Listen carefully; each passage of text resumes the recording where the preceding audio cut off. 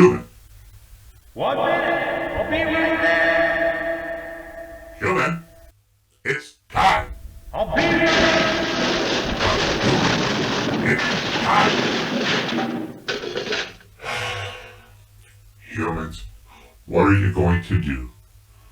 Bunch of lazy, squishy things anyways. Now where's that button? Ah, yes. Here it is. Humans and higher creatures of planet Earth, I, Ish, give you the Chronicles of Geek. But the human could have done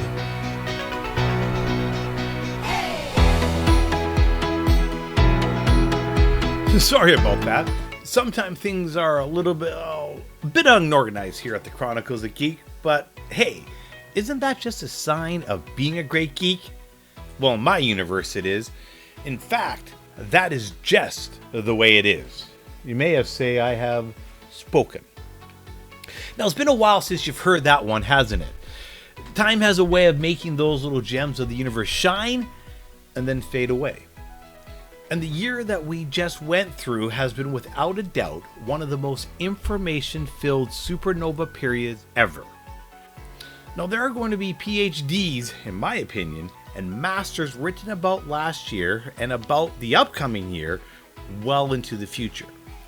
If you think about it, we get to be the sources of information for that research, for the generations that haven't even been born yet. Human, you are too correct. I truly feel sorry for the limited processing capacity of your brain. The storage is good, but multitasking is not your forte. Interesting. In there is the theme of the season. We humans do have limited processing capacity, and like all processors, ours can get overloaded and will simply need to shut down and restart. Is that what happens when you get cranky and then play that Star Wars game? Or disappear into media? Then are happy later? Actually, yes-ish. That is exactly it. So, grab a hot chocolate, maybe a glass of blue milk or Andorian wine, whatever your pleasure is, and join us as we here at the Chronicles of Geek take a moment and look at the universe from a different point of view. Now, don't forget to subscribe below to keep up on all your fan-fueled content.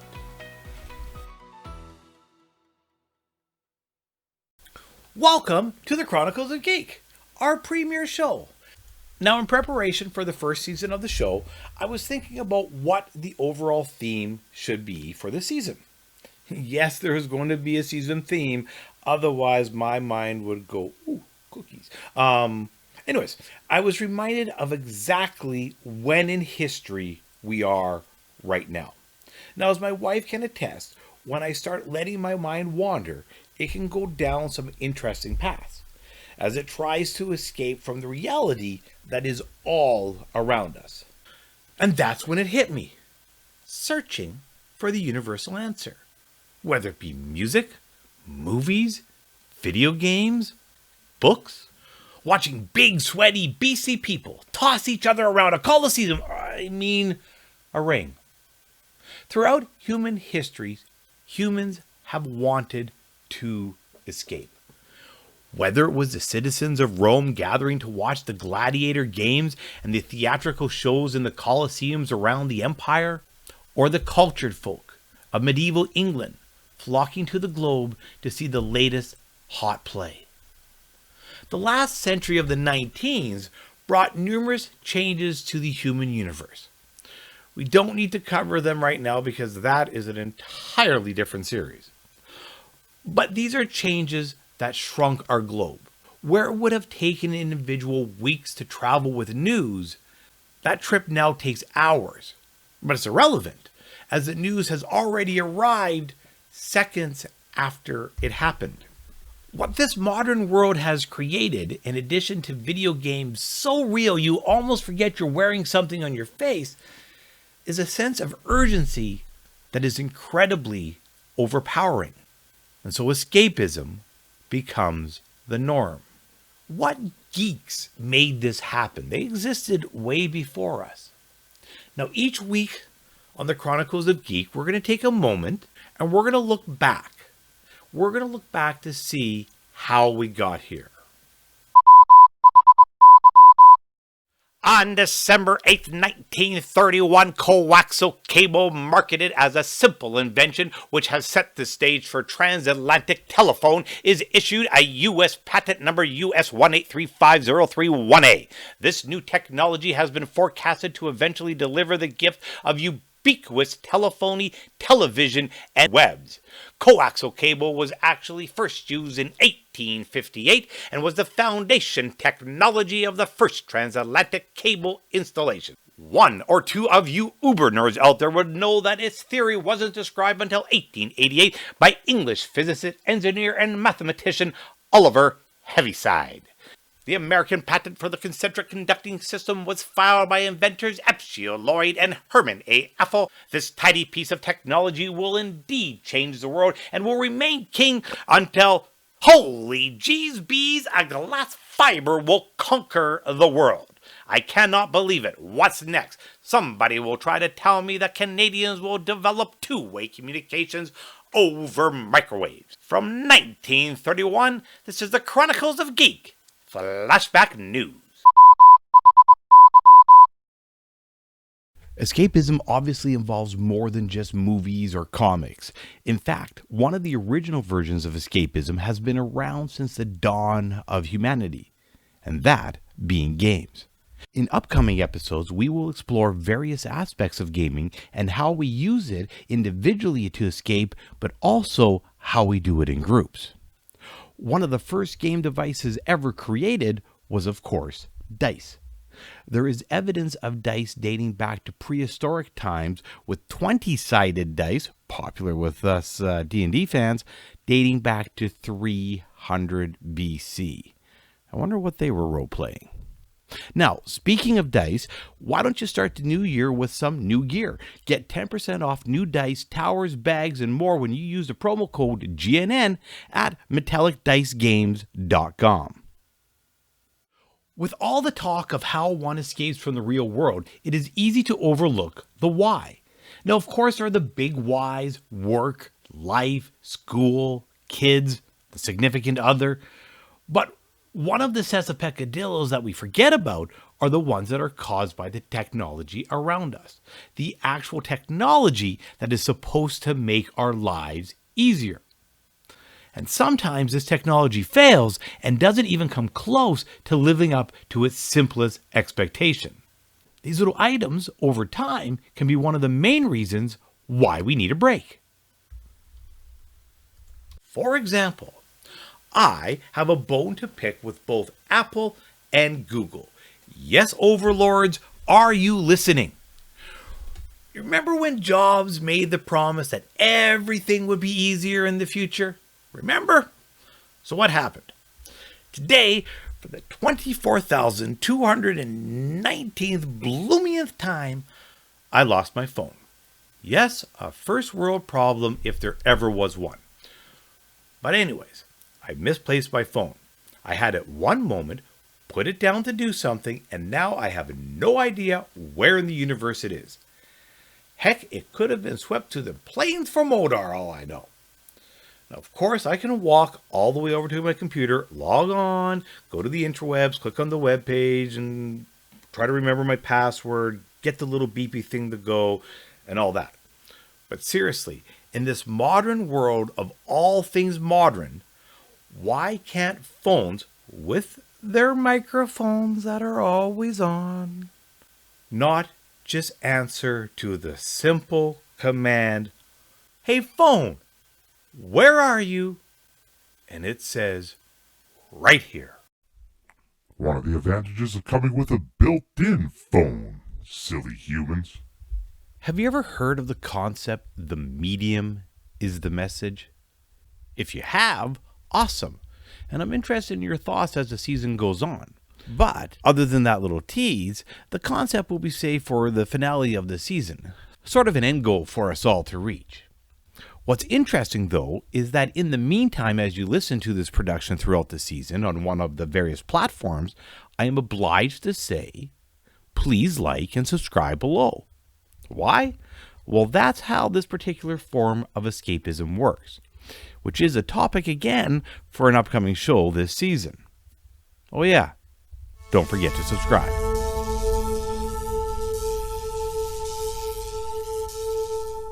Now, as we look on the Chronicles of Geek at the subject of escapism this season, I, of course, needed to do preparation for the inaugural show. Is that what you call all that Star Wars gaming, human? What about all those movies you made me watch? Researching.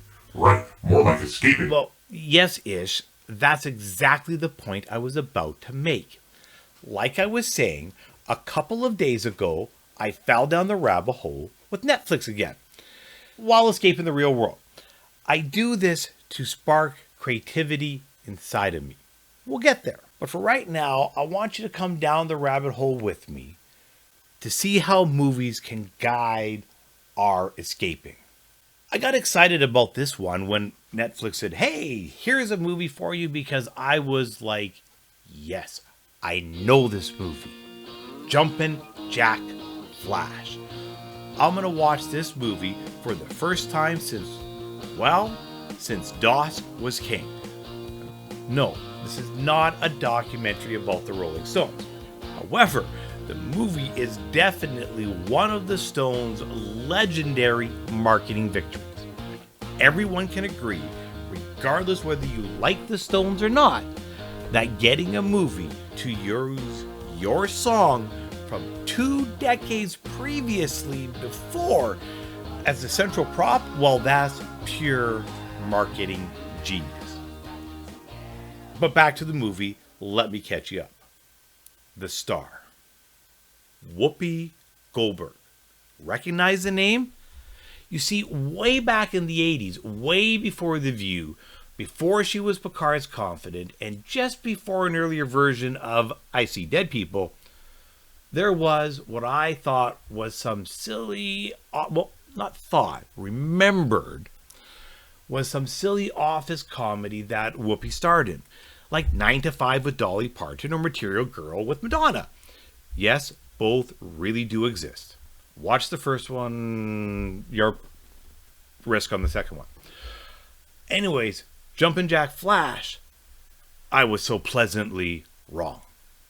What I forgot about this gem was way before CGI, heck, when the Amiga was the king of graphics, was that it was actually a pretty interesting, wait for it, not a singing nun, but an international spy thriller. Okay, so I want you to sit back, close your eyes for me. And this is where the escapism from the everyday comes in. Imagine this. It's 1986, and you are a data processing clerk moving money around the world in sums you will never personally see. Make no mistake, for all your skills, all your talents, this is a dead-end job.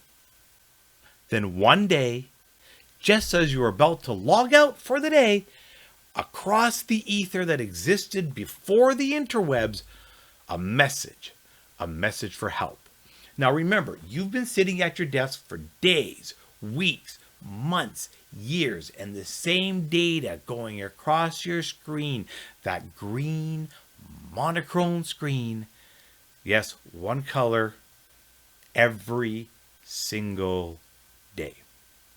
What would you do? Well, you're going to do the only thing that is logical. You're going to respond. And then you find yourself in every 80s geek's dream. You are Maxwell Smart. Or if you prefer 00 something something, or that Furnius and Fur duo. The film was directed by Penny Marshall in her directorial debut, who later went on to helm the loose sci-fi pick Big and then League of Her Own. And for those who recognize the name, Marshall originally rose to fame as Laverne in the Happy Days spin-off, Laverne and Shirley. Now, I want to caution you. Marshall created a movie that has 2 distinct levels. The one that everyone will most likely enjoy regardless if you're a geek or what have you. If all you have to do is remember that it was in 1986, the internet as we know it was 7 years away, and Windows 95 was a distant 9. The other level, however, has numerous nuances and humor that was clearly directed to the geek audience of the day, right down to the actual code needed to save the world. Jumpin' Jack Flash is, although a bit dated with his banks of CRT monitors and interesting fashion choices, is a pleasant visit to the 80s with a story that still works today in the central tale of why we want to escape the mundane. We have all sat at our jobs wishing that the door is going to burst open, that our iconic hero in a cloud of smoke, why there's smoke, who knows, but there always is, in a cloud of smoke, comes through, points directly at you, and says, only you can save the world. That is what escapism is all about. Human. So what you're telling me is that humans, when they are playing the games, watching movies, whatever, aren't necessarily being lazy, but are actually escaping? Figure out how to make a quick buck off of this. Get in line-ish. People have been trying to figure out how to capitalize on escapism since way before the current calendar system was in use. Wait until you see what capitalizing on geekdom looks like at a fan expo or a convention.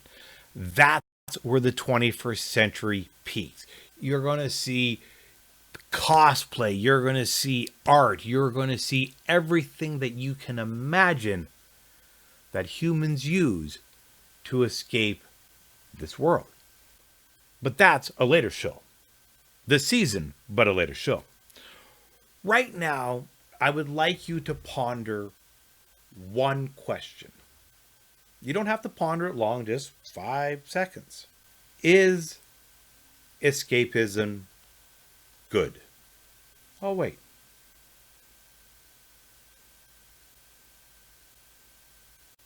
But like anything, it has to be in moderation.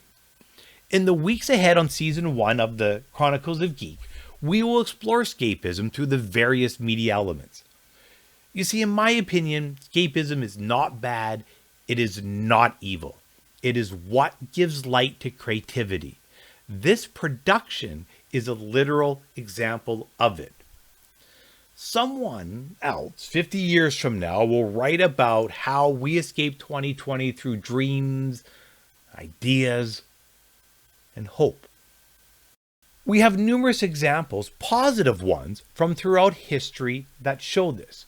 We hear stories of how great artists, writers, inventors, and yes, business tycoons convalesced, went on retreat, took a moment, found their zone, and escaped. And then after finding the inspiration from their escape, come back to change the world. For us simple geeks, like those before us, if we can master the art of escapism, we can not only survive, but thrive. The dangers, like we will start to explore next episode when we talk to special guest Amanda Lisman about her role in the Twilight Zone in the recent episode Downtime, which is all about escaping through dreams.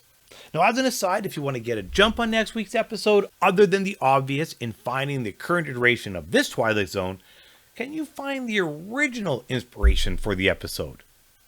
Hint, it's in the zone from way back in the day. As I mentioned earlier, escapism is more than just any single piece of media. The written word has been playing its role for millennia.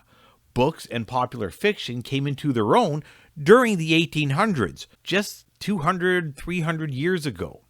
So what I want to do each week is take a moment, pick a written piece of work that we're going to explore and relate it to the bigger picture. What could go wrong?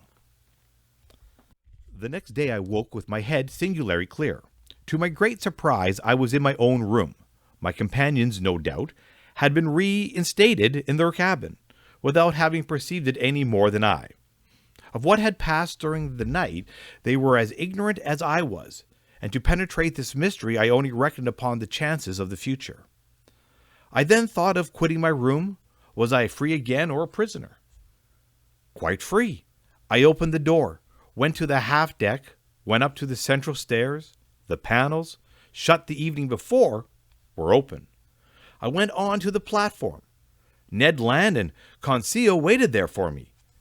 I questioned them. They knew nothing. Lost in a heavy sleep in which they had been totally unconscious, they had been astounded at finding themselves in their cabin. As for the Nautilus, it seemed quiet and mysterious as ever. It floated on the surface of the waves at a moderate pace. Nothing seemed changed on board. Did your geek radar go off? Did you recognize the story? Even in the late 1800s, humanity wanted to escape. One of the parents of science fiction, Jules Verne, crafted 20,000 Leagues Under the Sea and gave the public a fantastical voyage with a few, surprisingly accurate predictions. It's easy to draw the correlation on how a novel such as 20,000 Leagues Under the Sea can have an influence on future generations as they take a moment, take a weekend or two, and read the novel. Nuclear submarines. The idea had to come from somewhere.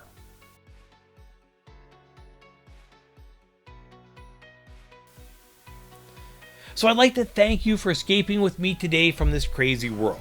We here at the Chronicles of Geek would like to thank our host, N and L here. Check out our website at geeknewsnow.net, on Facebook, YouTube, Twitter, you know the drill, and of course, subscribe below. Because remember, at GNN, you the fan is what it's all about. You're going to want to connect with us and come hang out with us. Trust me, I know. I'm a simple geek, a simple fan with a show. Speaking of our next show... Damon, does that mean I get to come each week? I honestly do not know how you would be able to do this without my abilities. Of course, Ish. It wouldn't be the same without you. That is good. I was worried that I would not be able to capitalize on your amazing tidbits of wisdom. It would have been most sad for them all. Thanks, Ish. Until... Wait, what? Is that droid bit working right? What did Fry say about that model anyways? Until next time, I'm Damon Roth, here escaping with you on the Chronicles of Geek, located on Geek News Now. Don't forget to subscribe below, and always, my friends, stay safe, stay brave, and most of all, stay geeky.